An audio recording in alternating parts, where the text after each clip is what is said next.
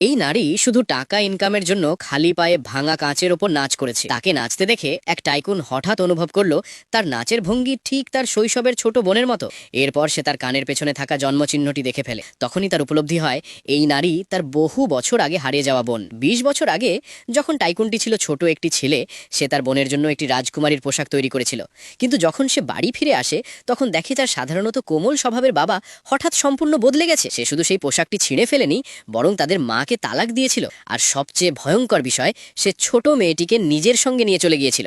ছেলেটি বড় হয়ে এক বিশাল টাইকুনে পরিণত হয়। সে তার বোনকে খুঁজে বের করার জন্য নিখোঁজ বিজ্ঞপ্তি জারি করে এবং $1,000,000 পুরস্কার ঘোষণা করে। কিন্তু কোনো খোঁজ মেলেনি। সে জানতো না যে তার বোন একজন অসাধারণ প্রতিভাবান নৃত্যশিল্পীতে পরিণত হয়েছে এবং ঠিক তখনই তার কোম্পানির অনুষ্ঠানে পারফর্ম করতে এসেছে। দুর্ভাগ্যবশত সে নিজের কস্টিউম আনতে ভুলে গিয়েছিল, তাই তার কাছে সেই রাজকুমারীর পোশাকটি পরা ছাড়া আর কোনো উপায় ছিল না। যখন সে মঞ্চে উদ্দীপনার সঙ্গে নাচতে শুরু করলো, টাইকুন তাকে দেখলো কিন্তু নিজের বোন হিসেবে চিনতে পারল না। বরং তার মনে হলো এই নারী তার বোনের রাজকুমারীর পোশাক চুরি করেছে। মেয়েটি অনেক বোঝানোর চেষ্টা করেছিল, কিন্তু রাগের মাথায় টাইকুন ভুল করে সেই পোশাকটি ছিঁড়ে ফেলে।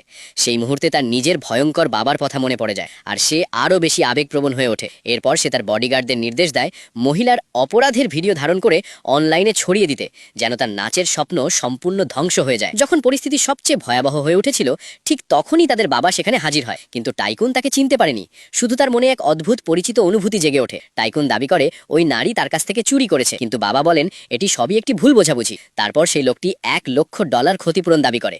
বাবা তার জীবনের সব সঞ্চয় তুলে দিয়ে দেয়। আপনি কি জানেন বাবা হঠাৎ দয়ালু কেন হয়ে গেল?